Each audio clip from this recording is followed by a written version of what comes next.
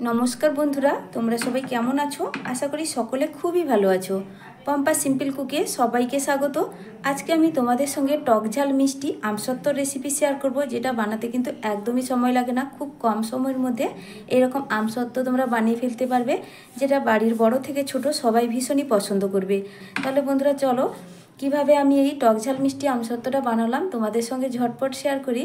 तो आजकेर এই রেসিপিটি বানানোর জন্য বন্ধুরা আমি এখানে নিয়েছি 3টে আম। আর 3টে আম ভালো করে আমি কিন্তু ধুয়ে পরিষ্কার করে নিয়েছি। আর এই আমগুলোর সাইজ দেখো বন্ধুরা অনেকটাই বড়। তো আমি আজকে 3টে আম দিয়ে এই রেসিপিটি বানানো দেখাবো। তোমরা কিন্তু চাইলে আমের পরিমাণটা বাড়িয়েও নিতে পারো। এবার আমটাকে ভালো করে আমি যেহেতু ধুয়ে নিয়েছি, এবার খোসাটাকে ভালো করে ছাড়িয়ে নিতে হবে। তার জন্য আমি একটা বটির সাহায্যে আমের খোসাগুলো সুন্দর করে ছাড়িয়ে নেব। আর মাথার অংশটা এইভাবে বাদ দিয়ে সুন্দর করে খোসাটাকে ছাড়িয়ে নিতে হবে।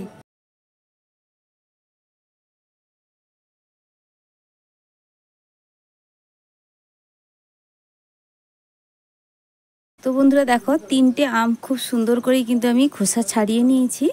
আর এবার আমগুলোকে আমি কেটে নেব। তো আমগুলোকে আমি কিভাবে কেটে নিচ্ছি দেখো বন্ধুরা। আর আম যেহেতু এখন আটিটা কিন্তু একটু শক্ত হয়ে গেছে, তার জন্য কিন্তু আটির অংশটা বাদ দিয়ে আমি আমের সাইডের অংশগুলো নিয়ে নেব।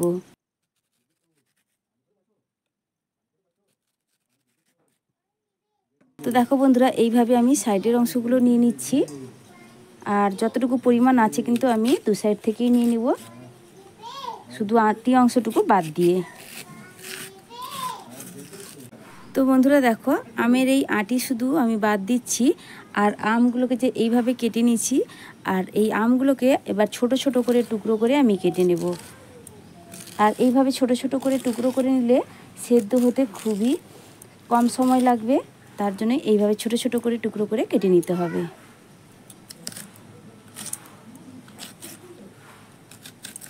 তো বন্ধুরা দেখো সব আমগুলো খুব সুন্দর করেই আমি এখানে কেটে নিয়েছি। এবার আমের যে এই আটি অংশগুলো এগুলো কিন্তু আমি এবার ফেলে দেব, কারণ এগুলো আর আমার এখানে কোনো কাজে লাগবে না। এবার আমটাকে কিন্তু ভালো করে একবার জল ঢেলে ধুয়ে নেব, কারণ আমটা খুব বেশি ধোয়ার প্রয়োজন নেই। কাটার আগে আমটাকে যেহেতু ভালো করে আমি ধুয়ে নিয়েছিলাম, তো একবার মতো জল ঢেলে আমি আমটাকে ছেঁকে নেব। কিছুটা জল এখানে আমি দিয়ে দিচ্ছি। এবার আমটা একবার ভালো করে ধুয়ে নেব আর জলটা ছেঁকে কিন্তু এখানে আমি ফেলে দেব। তো বন্ধুরা দেখো তারপরে গ্যাসে একটা কড়াই বসিয়ে দিয়েছি। এবার কড়াইয়ের মধ্যে আমি দিয়ে দিচ্ছি কেটে রাখা আমগুলো। তো আমটা কিন্তু আমি জলটা ঝরিয়ে নিয়েছি। এবার পুরো আমটাই এর মধ্যে দিয়ে দেব। আর এখনও কিন্তু আমি গ্যাসটা জ্বালাইনি বন্ধুরা, গ্যাসটা একটু আমি পরেই জ্বালাবো। আগে প্রথমে আমটাই দিয়ে দিচ্ছি। এবার আমের মধ্যে দিয়ে দেব জল। তবে জলটা আমি এখানে আর মেপে দিচ্ছি না বন্ধুরা। জলটা এমন পরিমাণে দিতে হবে আমটা যেন খুব ভালোভাবে সেদ্ধ হয়ে যায় আর খুব বেশি জল না থাকে সেদ্ধ হওয়ার পর। তো দেখো আমি কতটা পরিমাণ জল দিচ্ছি এখানে। এতটা পরিমাণ কিন্তু জলটা একটু আন্দাজ করেই দিতে হবে, তো আমটা যেন ভালোভাবে সেদ্ধ হয়ে যায়। তো আমি খুব বেশি না এই পরিমাণেই জল দিলাম। এই পরিমাণ জলে আমটা কিন্তু খুব ভালোভাবেই সেদ্ধ হয়ে যাবে। আর তারপরেই আমি গ্যাসটা জ্বালিয়ে দিলাম।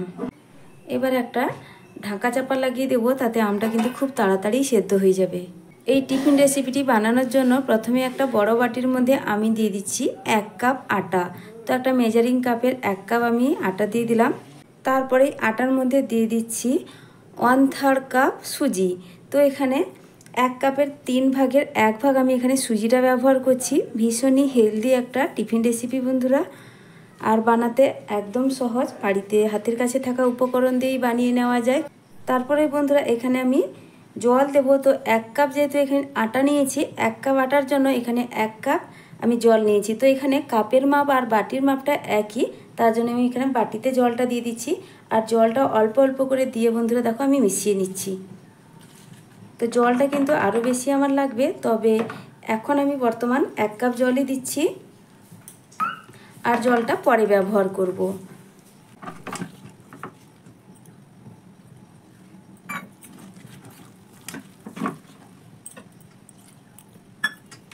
পুরোটাই দিয়ে দিলাম আমি 1 কাপ জল। এবার ভালো করে এটা মিশিয়ে নিব।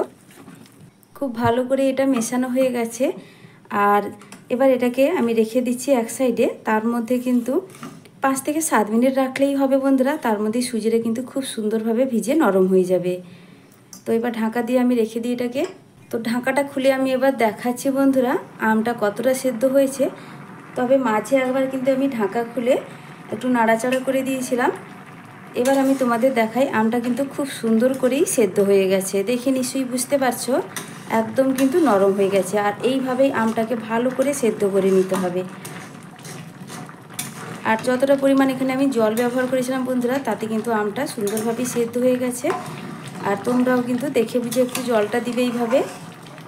আমি কিন্তু এবার গ্যাসের ফ্লেমটা এখানেই বন্ধ করে দেব। আর আমটা অনেকটাই গলে গেছে, তাও আমটাকে কিন্তু ভালো করে একটা ম্যাশার দিয়ে আমটাকে ভালোভাবে ম্যাশ করে নিব, যাতে আমটা খুব সুন্দরভাবেই একদম গলে যায়। তো এবার আমি একটা ম্যাশার দিয়ে আমটাকে ভালোভাবে ম্যাশ করে নিচ্ছি। তোমরা কিন্তু বন্ধুরা ম্যাশার না থাকলে এইভাবে দেখো গ্লাসের পেছন সাইডটা দিয়েও কিন্তু খুব সুন্দর করে ম্যাশ করে নিতে পারো। তো আমি এবার ভালো করে আমটাকে প্রথমে ম্যাশ করে নিই। আমটা এতে খুব ভালোভাবেই গলে যাবে। তো আমটাই কিন্তু ম্যাশার দিয়ে ভালো করে ম্যাশ করে নিয়েছি। আর দেখো বন্ধুরা আমটা কত সুন্দরভাবে মাড় ভাব চলে এসে এর মধ্যে। আর যতটুকু পরিমাণ দানা ভাব আছে, যখন আমি ছাঁকনিতে ছেঁকে নিব তখন কিন্তু একদমই থাকবে না এই দানা ভাবটা। তবে আমটাকে কিন্তু এখন আমি একটু ঠান্ডা করে নেব, তারপরেই আমটাকে ছেঁকে নিতে হবে। আমার চ্যানেলে নতুন কেউ বন্ধু হয়ে থাকলে আমার রেসিপি যদি তোমাদের কাছে ভালো লেগে থাকে, তাহলে বন্ধুদের কাছে একটাই অনুরোধ করব, ভিডিওটা একটা লাইক দিয়ে সম্পূর্ণ দেখো। আর এইভাবে সহজ সহজ রেসিপি পাওয়ার জন্য চ্যানেলটিকে সাবস্ক্রাইব করে পাশে থাকা বেল আইকনটা প্রেস করে রাখবে বন্ধুরা। যখনই আমি নিত্য নতুন সহজ সহজ ভিডিওগুলো আপলোড করব, নোটিফিকেশান তোমাদের কাছে পৌঁছে যাবে। আর আমার পুরনো বন্ধুদেরকে আমি অসংখ্য অসংখ্য ধন্যবাদ জানাই, যারা আমাকে অনেকটাই ভালোবাসা দেয়। তো বন্ধুরা আমটা কিন্তু অনেকটাই ঠান্ডা হয়ে গেছে আগের থেকে। তারপরে আমি এখানে আমটাকে ছেঁকে নিব, তার জন্য নিয়েছি একটা বড় ছাঁকনি। আর বড় ছাঁকনির মধ্যে আমি এই আমের কাতটা দিয়ে দিচ্ছি আর ভালো করে এটাকে আমি ছেঁকে নেব। এর মধ্যে বড় দানা থাকলে কিন্তু উপরে থেকে যাবে। তো দেখো আশা করছি বড় দানা থাকবে না, কারণ আমটার আঁটি আমি বের করে দিয়েছিলাম। শুধুমাত্র আমি আমের নরম অংশটুকু নিয়েছি, তার জন্য কিন্তু আমের দ্বারা নাও থাকতে পারে। তো ভালো করে দেখো আমি এইভাবে ছাঁকনির সাহায্যে আমের কাতটাকে ভালোভাবে ছেঁকে নিচ্ছি।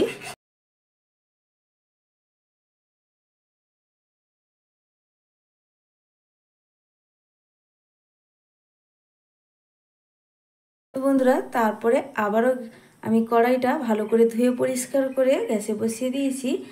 এবার আমি কড়াইয়ের মধ্যে দিয়ে দেব আমের যে পাল্পটা বের করে রেখেছিলাম, সেটা আমি এবার দিয়ে দিচ্ছি। তো বন্ধুরা দিয়ে দিচ্ছি সুন্দর একটা কালারের জন্য সামান্য একটু হলুদের গুঁড়ো, এতে কালারটা ভীষণই সুন্দর আসবে। তোমরা চাইলে এই কালারটা কিন্তু স্কিপ করতে পারো। হাতের কাছে ফ্রুট কালার থাকলে তোমরা ফ্রুট কালার দিতে পারো কাঁচা আমের কালারটা আনার জন্য। তবে আমি এখানে কিন্তু কোনো রকম ফ্রুট কালার ব্যবহার করছি না। তো ন্যাচারালভাবেই আমি আজকে আমসত্ত্বটা রেডি করছি। দেখো বন্ধুরা আমি হলুদটা দেওয়ার পর ভালো করে একটু মিশিয়ে নিলাম।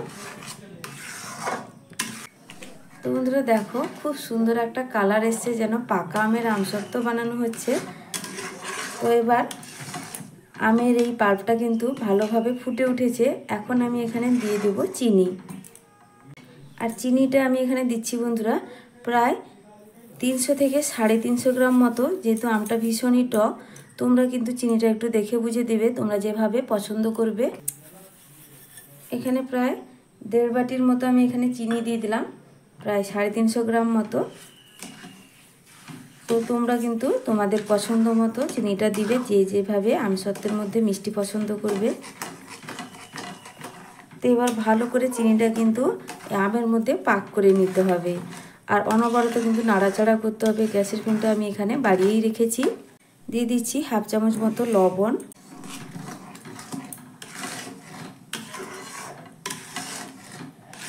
চিনিটা দেওয়ার পরে একটু পাতলা মনে হবে, কারণ চিনিটা তো গলবে, তার কারণে একটু পাতলা হয়ে যাবে। এবার আবার যখন ভালো করে ফুটে যাবে বন্ধুরা, সুন্দর একটা পাক চলে আসবে, তখন কিন্তু আবারও আঠালো হয়ে যাবে। তো দেখো আমি কিন্তু অনবরত নাড়াচাড়া করছি।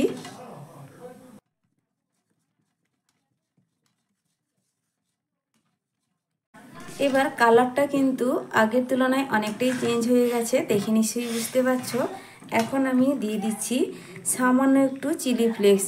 আর আজকে আমি আমসত্ত্বটা একটু টক ঝাল মিষ্টি বানাবো, তার জন্য একটু আমি ঝালের জন্য চিলি ফ্লেক্স ব্যবহার করছি অল্প পরিমাণ। এতে ভীষণই ভালো লাগবে খেতে। তো এবার চিলি ফ্লেক্সটাও ভালো করে আমি মিশিয়ে নেব। তো বন্ধুরা, আমসত্ত্বটা কিন্তু খুব সুন্দর করেই পাক হয়ে গেছে। আর পাক হয়ে গেছে বোঝা যায় যখন আমসত্ত্বটা হয়ে যাবে, তখন এই যে ফুটছে এগুলো কিন্তু একটু বড় বড় করে ফুটবে, তখন কিন্তু বোঝাই যায় যে আমসত্ত্বটা খুব সুন্দর করে পাক হয়ে গেছে। এবার আমি গ্যাসের ফ্লেমটা বন্ধ করে দিচ্ছি। আশা করছি তোমাদের বুঝাতে পেরেছি। আর কিন্তু এর থেকে বেশি পাক করার প্রয়োজন নেই। তারপরে আমি নিয়েছি স্টিলের থালা। আর এই থালাগুলো বন্ধুরা আমি একটু তেল নিয়ে ভালো করে লাগিয়ে নেব। আর আমি এখানে নিয়েছি দুটো থালা। দুটো থালার মধ্যে সামান্য একটু সর্ষের তেল আমি লাগিয়ে নেব। তোমরা চাইলে সাদা তেলও লাগিয়ে দিতে পারো, সেক্ষেত্রে কিন্তু কোনো অসুবিধা নেই। সামান্য একটু সর্ষের তেল আমি দিয়ে দিচ্ছি থালার মধ্যে। এতে আমসত্ত্বটা যখন হয়ে যাবে পুরোপুরি, তখন কিন্তু তুলতে সুবিধা হবে। তেলটা দিয়ে আমি ভালো করে, দেখো দুটো থালা নিয়েছি এখানে, আর তেলটা ভালো করে আমি থালার গায়ে এইভাবে লাগিয়ে দেব। আর আমি হাত দিয়ে এইভাবে লাগিয়ে দিচ্ছি বন্ধুরা, তোমরা চাইলে ব্রাশ দিয়েও লাগিয়ে নিতে পারো। এবার আমি আমসত্ত্বটা থালার মধ্যে কিছুটা করে নিয়ে নিচ্ছি, দেখো বন্ধুরা। আর খুব বেশি মোটা করেও দেব না, আর খুব বেশি একদম পাতলা করেও দেব না। তো আমি এখানে 3 হাতা মতো দিয়ে দিচ্ছি। আর দেওয়ার পরে ভালো করে এইভাবে থালার চারদিকে একটু ছড়িয়ে নেব। দেখো বন্ধুরা, একটা থালায় খুব সুন্দর করে দিয়ে দিচ্ছি। আর দেখতে কতটা সুন্দর হয়েছে। আমি আবারও একটা থালায় একইভাবে দিয়ে দেব। দুটো থালায় কিন্তু আমার ভালোভাবে নেওয়া হয়ে গেছে। আমি আমসত্ত্বটা সেট করে নিয়েছি। এবার এটাকে আমি কিন্তু রোদে বসিয়ে দেব। আর রোদে বসিয়ে দিলেই 1 থেকে 2 রোদে খুব সুন্দর করে আমসত্ত্বগুলো শুকে যাবে। তো কতটা পরিমাণ রোদ গেলে আমসত্ত্বটা পারফেক্টভাবে রেডি হচ্ছে সেটাও তোমাদের সঙ্গে আমি শেয়ার করব। তো এখন বর্তমানে আমি রোদে বসিয়ে দিই বন্ধুরা। দেখো বন্ধুরা, এই থালা দুটো রোদের মধ্যেই বসিয়ে দিয়ে গেলাম। তবে আজকে যা রোদটা আছে, মনে হচ্ছে একটা রোদেই খুব সুন্দরভাবে আমসত্ত্বটা রেডি হয়ে যাবে।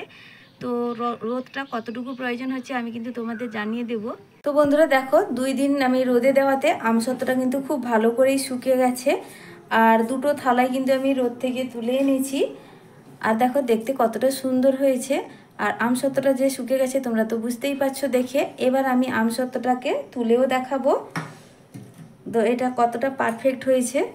তো একটা ছুরি নিয়েছি, ছুরি দিয়ে প্রথমে সাইডটাকে ছাড়িয়ে নেব বন্ধুরা।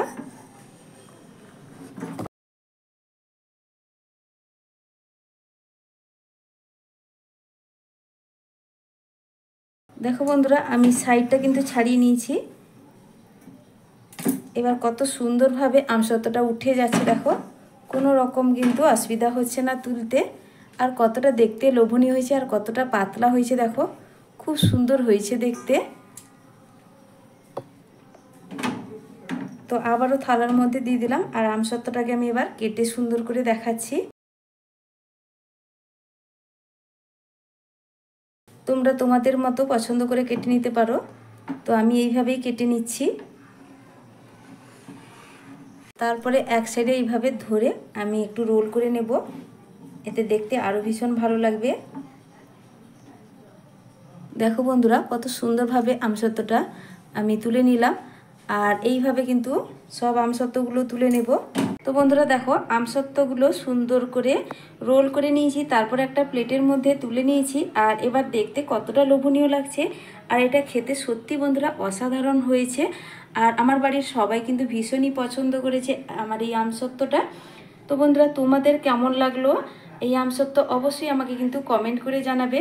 আর এটা কিন্তু খুব সহজেই বানিয়ে নেওয়া যায় হাতের কাছে থাকা উপকরণ নিয়ে। খুব বেশি কিন্তু উপকরণ লাগছে না। আর এখন তো আমের সিজন, তোমরা কিন্তু খুব সহজে হাতের কাছে আমও পেয়ে যাবে। আর এই আমসত্ত্বটা বানিয়ে কিন্তু তোমরা স্টোর করে রেখে দিতে পারবে। তবে নর্মাল ফ্রিজে কিন্তু এটাকে রাখতে হবে, দিলে দীর্ঘদিন কিন্তু আমসত্ত্বটা খুবই ভালো থাকে, কোনো রকম নষ্ট হবে না। তাহলে বন্ধুরা, আজকের মতো আসছি, ফিরে আসবো নতুন এক রেসিপি নিয়ে। তোমরা সকলে ভালো থেকো, সুস্থ থেকো।